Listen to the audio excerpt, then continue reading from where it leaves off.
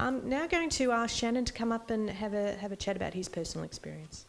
He did, as way of introduction, wanted me to do sort of like a crowd noise thing, but I'm not even going to attempt it, so I'll just leave it to you. Thank you. I bought my own technology, so if it fails, it's my fault. Thank you and good morning. I'd like to thank Melanoma Patients Australia and the Cancer Council for inviting me to speak today. I'd also like to thank my partner Mel and my mum and my sister for their support this year. Like most people, I've been watching the cricket this week, and I saw a commercial on Channel 9 about Hugh Jackman. I saw the picture with his tape on his nose and went, bang, that's skin cancer. So I went on the 9MC website and realised that, yep, he'd been diagnosed with basal cell carcinoma. His wife Deb had been onto him about getting his nose checked. Hugh stated that don't be silly like him, get checked and wear your sunscreen.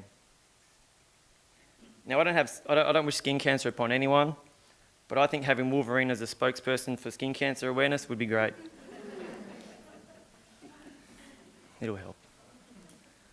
I've had 7 basal cell carcinomas removed this year. Before this year, I've never had a stitch, had a broken bone, or any major health problems. My partner and I have been together for about 6 years, and we've been lucky enough to travel the world. Our first overseas trip was to America, and our first weekend away was to Coolangatta. It was on our first weekend away that we noticed a mark on my neck.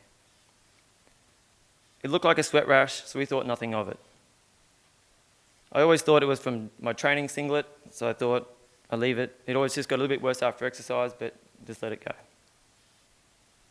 It never occurred to me that it would be something as serious as skin cancer. So last year on a holiday in Thailand, we decided enough was enough. I was going to get it checked.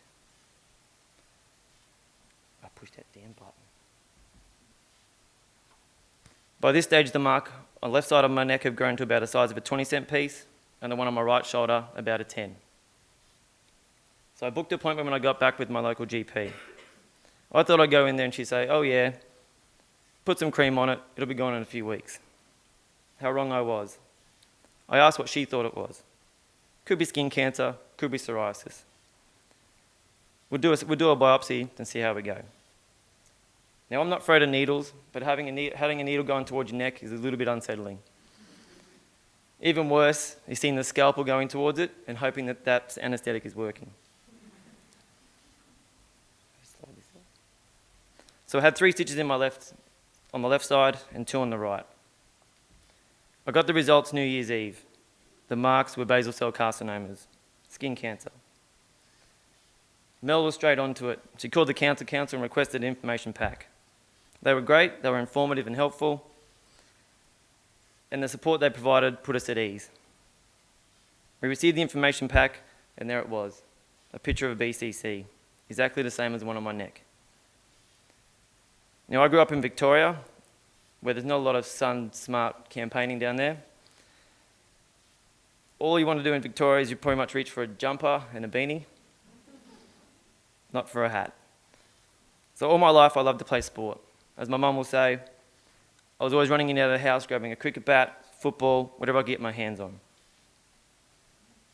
So in primary school and high school, I would train morning and night and compete on the weekends.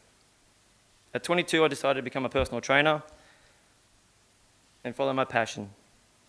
I became a personal trainer to help people understand the benefits of living a healthy and fit life. I always find the healthier and fitter you are, you tend less to doubt yourself. Helping people was one thing, but looking the part was another. So as a young personal trainer, I wanted to fit in and look the part. So I got stuck into my training. I'd train clients outside, I'd wear a singlet, I'd get the guns out. Now I always wore a hat, but I wouldn't go too heavy on the sunscreen. And you have to remember at this point, fake tan wasn't around. For years I continued on this routine without any skin checks. So the doctor told me I needed to have plastic surgery to have my skin cancers removed. I saw Dr. Richard Lewandowski on the 3rd of January, and we booked the surgery for the 15th. At one of my checkups, I asked him how many stitches he thought he might have used. He said, pick a number, 40, 50, 60. Now today I've totaled up how many I think I've had this past year, and it's around 80. I was kind of making fun of how many stitches I was getting. It wasn't until one day Mel looked at me and said, "Look how many scars you've got." The look on her face told me it was more serious and my condition didn't just affect me. Now, I've always been a positive person and I search for the positives in everything. I'm not afraid to get in there and have a go. On a recent flight back from Europe, I watched a mountain bike film called Life Cycles. My close mate Pete is a mad mountain biker and was always keen for me to go out and get on the trails. To cut a long story short, we entered an event called the Epic. The Epic's an 87 or 50 kilometre off-road mountain bike race. July was the first time I'd ever ridden a mountain bike off-road, or let alone in the forest. So after 3 months of training, I completed my first mountain bike event, and I'm happy to say without incident or injury. During training, however, I discovered I had to get another skin check. It was about 2 weeks out from the Epic, I noticed the pimple on my left arm wasn't healing. So I pointed it out to the GP. Without hesitation, the doc said, "Well, with the way your skin is, we can't be too careful." So out it came, another 5 stitches. During all of this, I was offered the job of club manager at Jets Annerley. Without hesitation, I accepted. So over the past 4 years, I'd been gone from a Jets member to personal trainer, to head trainer, assistant manager, and now full club manager. I always knew what was needed to be done at the club to make it successful. So I took on the role the way I approached my training. I set a goal, I stayed focused, I never gave up, and I worked bloody hard. I'm proud to say that Annerley is now the top performing Jets club in South Brisbane, so that's all Jets clubs from Strathpine to Ballina. One thing I wanted to get the club involved in was charity and community work. So one day I jumped on Facebook, typed in melanoma, and up jumped Melanoma Patients Australia. So I liked the page and followed some of their posts. A few weeks later, I sent a message to the page saying I'd like to get involved and help raise awareness. I mentioned in my email that I wasn't selling anything, but I myself had been diagnosed with skin cancer. I received an email from Chris saying he'd love for me and the club to get involved. Before I knew it, Mel and I were at the gala dinner.